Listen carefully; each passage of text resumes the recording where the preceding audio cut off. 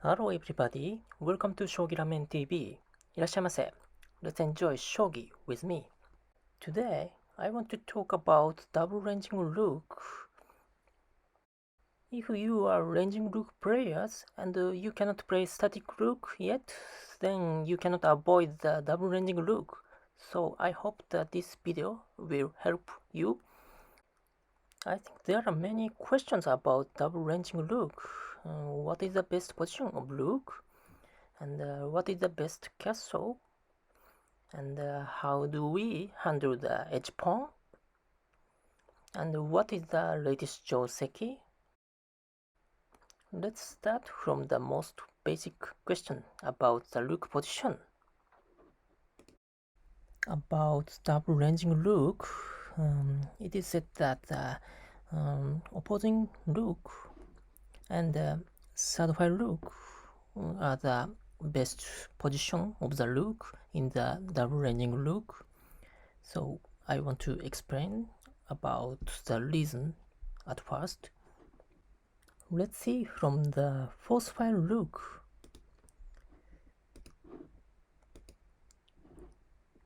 I will show the best scenario of the fourth file rook at first. Let's see. This is basic opening about the fourth file rook and the third file rook. And after that, you can create castle like this.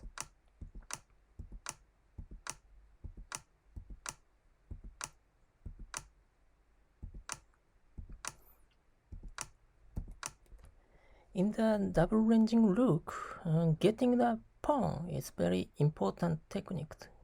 So from here, there is an interesting way. Pushing pawn, and take this pawn, and take another pawn. So this is the best scenario of the fourth file rook. So you can succeed to get the 2 pawns. So this is the best scenario, but it will not happen. Let's see.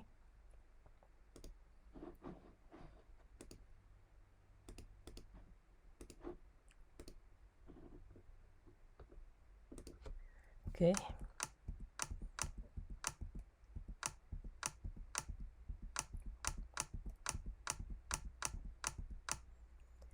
So about the third file rook, he can take the pawn very easily, just pushing the pawn.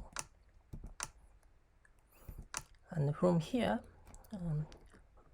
fourth file rook side wants to exchange the pawn, but the third file rook can defend like this.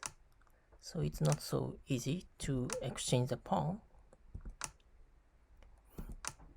So then another way is attacking this position with the silver, but the Mino castle of this position is very strong, so it's not so easy to attack from this line.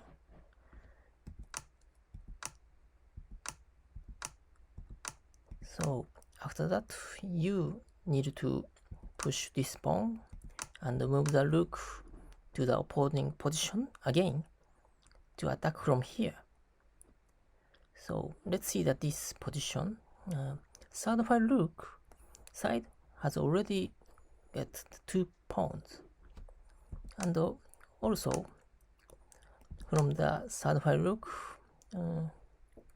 he can attack before the fourth file rook side.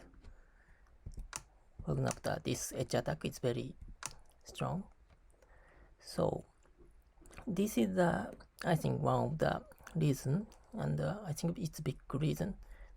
It is a difficulty of the attack from the fourth file range to the Mino castle or Kimmuso is also, this position is very strong. So you need to move the rook to the opposing position again. So this is a one move loss. Let's see the central rook case.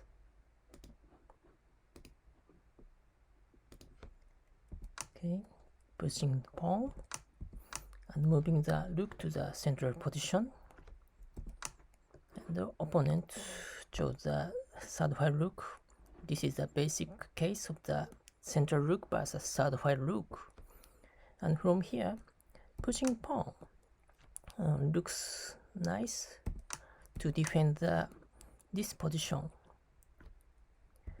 But this pushing pawn and moving the rook here is not good. I will explain. From here, moving silver and creating castle.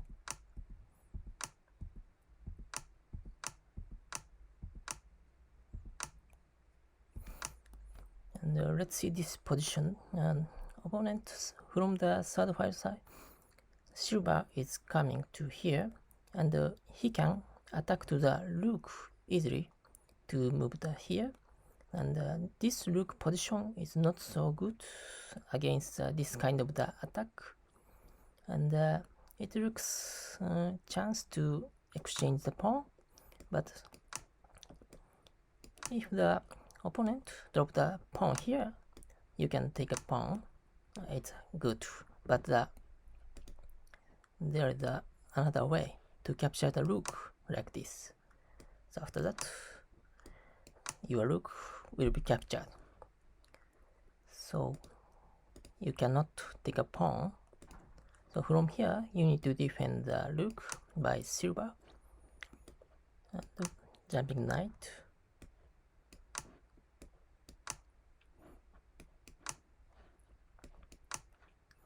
And from here, you cannot push this position, so you need to move the rook again. Like this.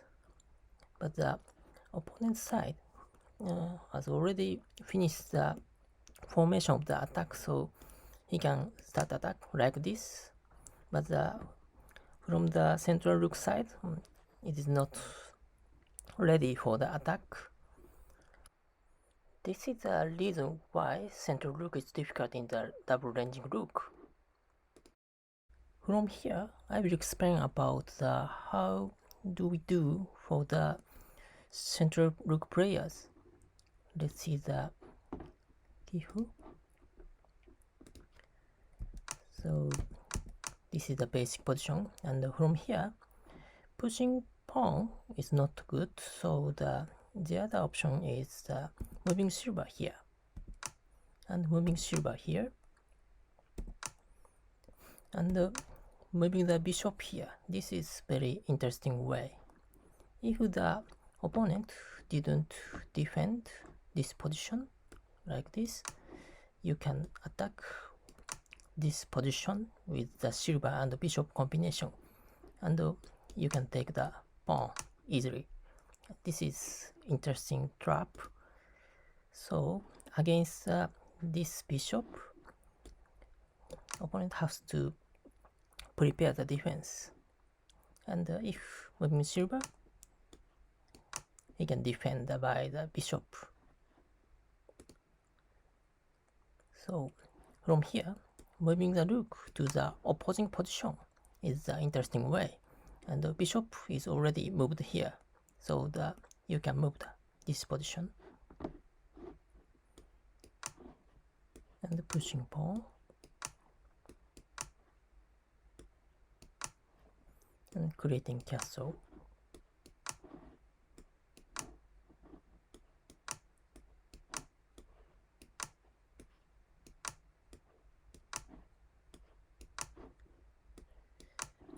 Like this.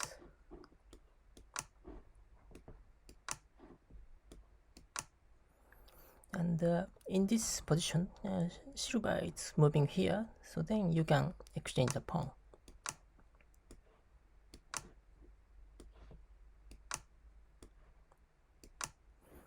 Opponent has to push this pawn or moving the silver here, so you have a chance to exchange this pawn.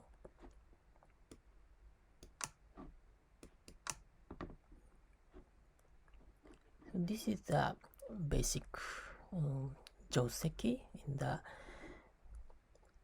central rook players versus third file rook. Let's see the another way.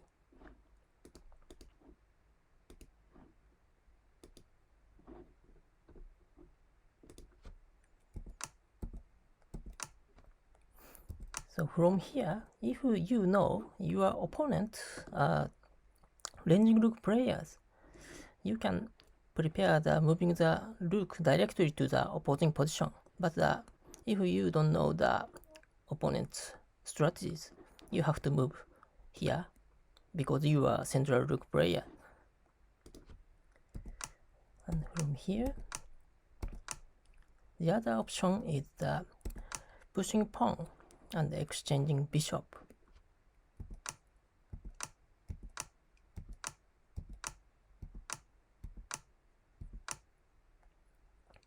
And moving bishop here is useful way to exchange the bishop, because if you exchange the bishop from your side, you can take.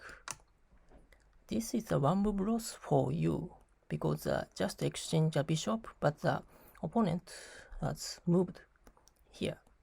So the moving here is interesting way. So from the here, exchange bishop and jumping knight. So after that, bishop exchanged, and you can jump the knight without loss of the move. And rook here, and rook here, creating castle.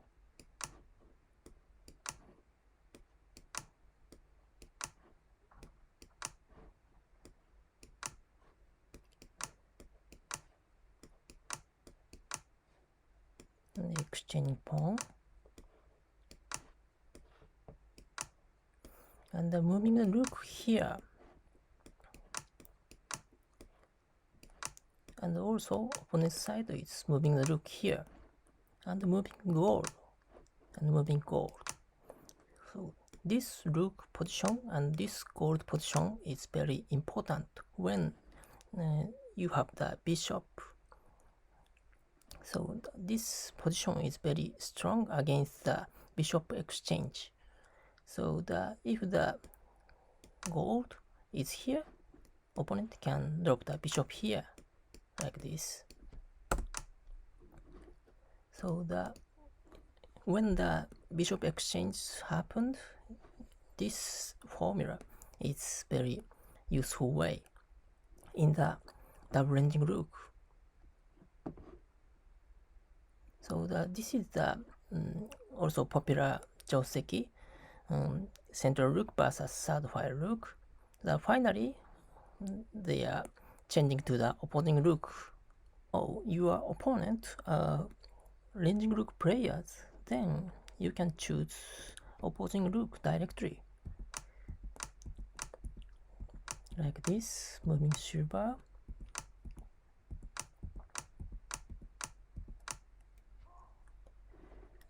This is the most simple way to move to the opposing position. And from here, you need to take care about this attack. So for example, if you move the king here, opponent can attack from here, take, and moving the bishop. And you cannot defend by silver this position, and you have to jump the knight and take pawn and move back the rook, and you cannot this position anymore. So this is the very famous trap from the third file rook. So moving the silver or silver here is the basic way against the third file rook. After that, you can castling. Okay, then next let's talk about the castle. About the castle against the opposing rook, I think the Kim Muso style is the best way, because this silver position is very strong against the opposing rook, and against third file rook, I think there are several options, and Mino castle is also a good way. And the other option is creating the Kimmuso. This is also a good way. And the other option is creating the Yagura when the opponent exchange the rook, and if you have a chance, you can move the silver here and dropping the pawn, creating the Yagura like this. But you need to take care of the bogging from the side file rook.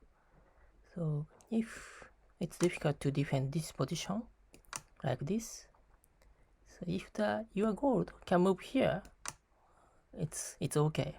But this gold can move here, but this is not Yagura. So in this case, Yagura is not good. So you need to check the timing. So normally Kimmuso or Mino castle is a good castle against the third file rook. And there is another option of the Anaguma, like this.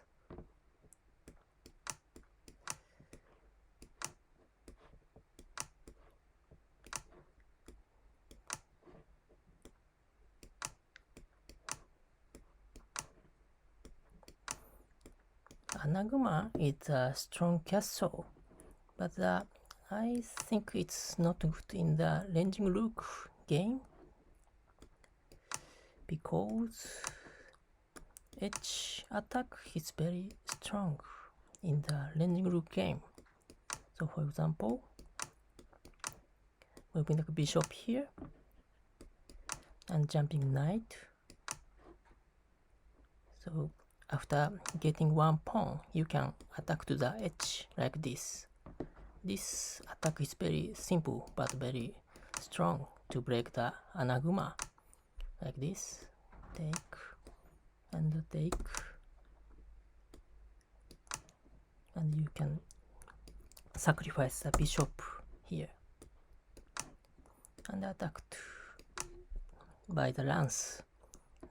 This is very simple way, but very strong to break the Anaguma castle. So in the double ranging rook, I think Anaguma is not good. Let's talk about next topic about the h pawn. About h pawn, you need to think with your castles. So for example, if you were playing the Mino castle against the h pawn, I think you don't need to push back this pawn because the edge attack against the Mino castle is very strong. So this push back the pawn will help the attack from the opposing rook side. So if you playing the Mino castle, you don't need to push back this pawn. If you are playing the Kimmuso, then against the push h pawn, you can push back h pawn. This pawn is very important for the Kimmuso side because you can use the silver from the edge.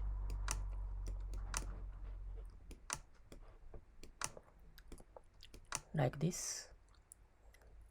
This kind of the usage of the silver is sometimes very useful, especially the rook is here or here. This silver will work well against the rook. So if you are playing the Kimmuso castle, let's push back the h pawn. About the h pawn, there is an interesting way. So pushing h pawn in this timing. So the opponent's style is not fixed yet. So you have to suppose the opponent is static rook or ranging rook. So in this situation, you will push this pawn, but after that, opponent will move the rook like this. So then you need to choose the Kimmuso because you have already pushed this pawn. So the pushing pawn in the early timing is very interesting way. Then let's see the professional Kifu. Let's see the Kifu of Satomi versus Nishiyama. Satomi is a specialist of the central rook, and Nishiyama is a specialist of the third file rook, so you will see the interesting Kifu. Let's see. Okay, let's start to see the Kifu. So the Satomi pushes the central pawn and moving the rook. So the central rook versus third file rook and moving the silver here. This is important move. And pushing edge in this timing.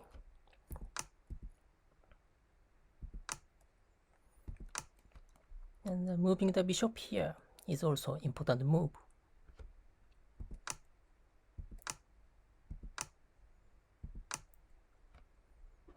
And Satomi chose the Kimmuso style because the Nishiyama will move to the opposing position later. Like this.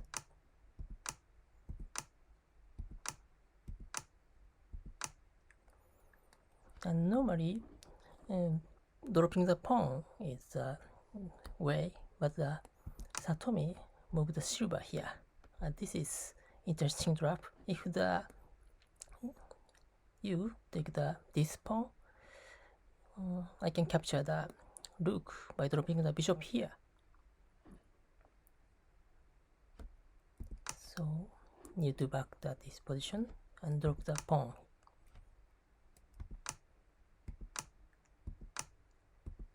Pushing pawn and exchanging pawn and moving the rook and gold here and gold here. So this gold and rook position is very important when you have already exchanged the bishop. And completing the castle. And from here there are many possibilities. And Satomi is creating the more strong castle. And Nishiyama is attacking using the bishop from here. And also attacking to the edge. And moving the gold is interesting way to create the more wide space for the king. And dropping the pawn is a technique to move the bishop to near position and move the gold. Dropping the pawn again. So Satomi's way is very aggressive and very interesting way to creating the new castle. Nishiyama is continuing attack with the bishop and rook. And in this position, Satomi didn't take the bishop. And this is interesting. And sometimes gold is better than the bishop in the several cases. So in this case, taking the bishop is not good. Using the silver is more important. And dropping pawn again and take the pawn by bishop. And dropping the bishop here. So finally, Satomi gave all pawns to the Nishiyama. But Satomi succeeded to take a lance. But from here, Nishiyama did very well. Sacrifice of the rook. This is very strong way. If the take this rook, this bishop can attack to this position and attack to the gold and the lance. This is very strong. So Satomi could not get the rook and needed to defend like this. And escape the rook and drop the lance. And jumping knight is very interesting way. If take this knight, rook can escape. This is very intense game. And take the rook and take the silver. Knight, king, and take lance. And Satomi tried to attack from the edge. But Satomi's castle is already broken, so she will escape to the left side. There is another castle.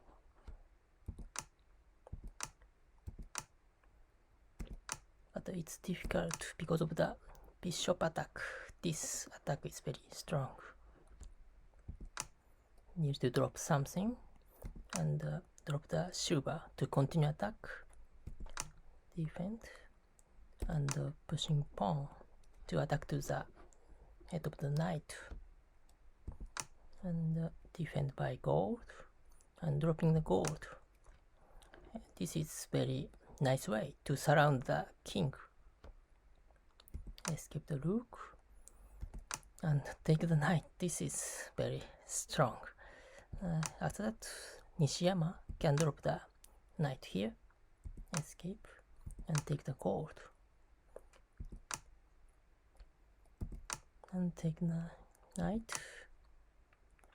and drop the knight, escape, and attack the silver here. In this position, Satomi resigned. From here, if the take this silver, Nishiyama can take the silver and take and drop the silver here. And the king cannot escape this position because of the gold.